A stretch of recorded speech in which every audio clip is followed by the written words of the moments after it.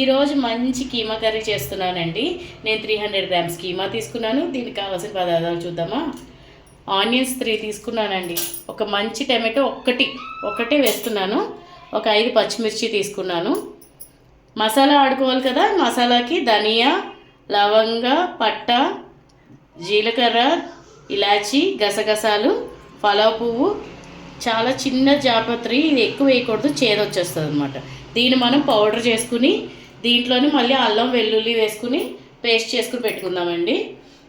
ఉప్పు, కారం, ఆయిల్. ఇప్పుడు మన ప్రాసెస్లోకి వెళ్ళిపోతామా. పొయ్యి వెలిగించుకుంటున్నామండి. పొయ్యి వెలిగించుకుని ఇది వేడెక్కిన తర్వాత నూనె వేసుకుందాము. మటన్లో నూనె మంచిగానే పడుతుంది. నేను కుక్కర్ పెట్టానండి, డైరెక్ట్గానే కుక్ చేస్తాను.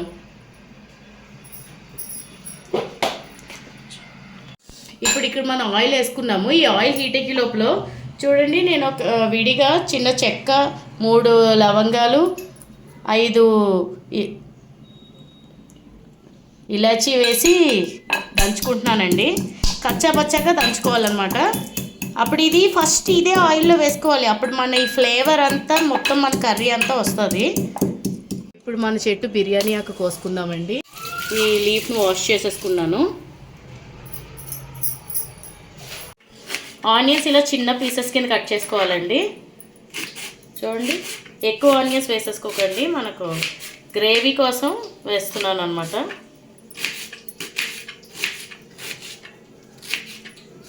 ఆనియన్స్ ఇప్పుడు కట్ చేసుకున్నాం కదండి, ఇవి మనం ఈ ఆయిల్లో వేసేసుకుందాం. చూడండి, పచ్చిమిర్చి మసాలా దీంట్లో వేయించాను కదా, మంచి స్మెల్ వస్తుందండి. అది మన కూర అంతా ఫ్లేవర్ వస్తుంది అనమాట.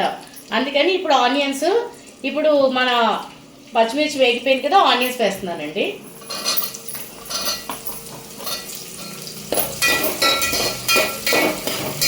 ఇలా కలుపుకొని మూత పెట్టుకుందాము. ఈ లీఫ్ మన బిర్యానీ ఆకు ఇప్పుడు వేసుకోవాలండి, డైరెక్ట్గా ఆయిల్లో వేయకూడదు. ఇప్పుడు ఆనియన్స్ వేసాక వేస్తేనే దీనికి బాగుంటుంది, లేకపోతే మాడిపోతుంది అనమాట. ఇప్పుడు ఇలా వేసాక కొంచెం ఉప్పు వేస్తున్నానండి, ఆనియన్స్ త్వరగా మగ్గడానికి. ఇప్పుడు మనం మూత పెట్టుకున్నామండి.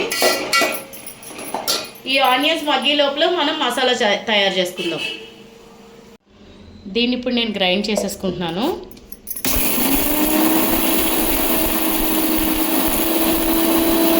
అల్లం వెల్లుల్లి దీంట్లో వేసి ఇప్పుడు గ్రైండ్ చేసుకుంటున్నామండి. సరిపడే వాటర్ వేసుకుంటూ మధ్య మధ్యలో గ్రైండ్ చేసుకోండి మెత్తగా.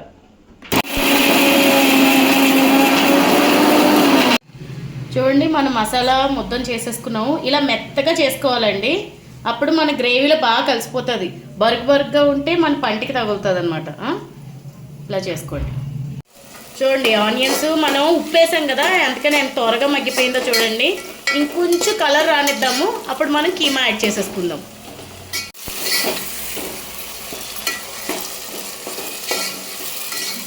ఆనియన్స్ మగ్గిపోయినాయండి. నేను ఇప్పుడే కీమా వేసాను. కీమా వేసి షార్ట్ మిస్ అయిందండి, సారీ. ఇప్పుడు కీమా వేసాను కదా, ఇప్పుడు మంచిగా కలుపుకుందాము. ఈ టైంలోనే మనం పసుపు వేసుకుందామండి.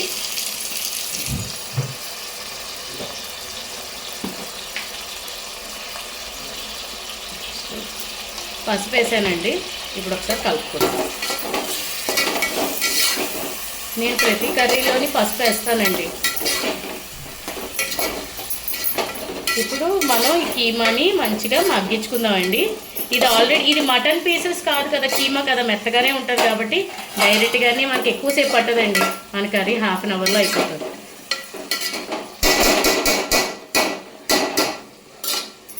మన కీమా మంచిగా ఉడుకుతుందండి.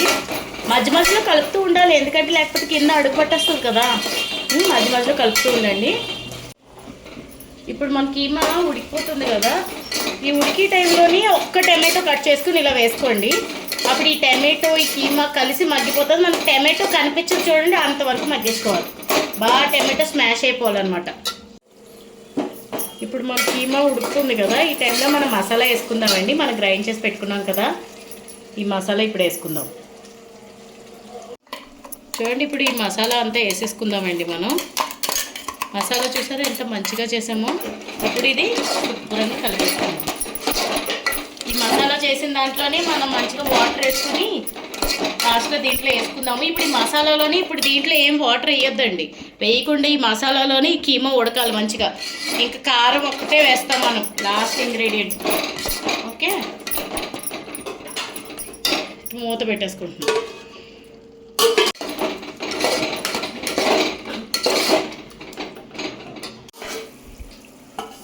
చూడండి, మసాలా వేసిన తర్వాత కలుపుతున్నాను. మనది ఎంత బాగా ఉడికిందంటే సాఫ్ట్ మటన్. ఇప్పుడు దీంట్లో మనం కారం వేసుకుందామండి.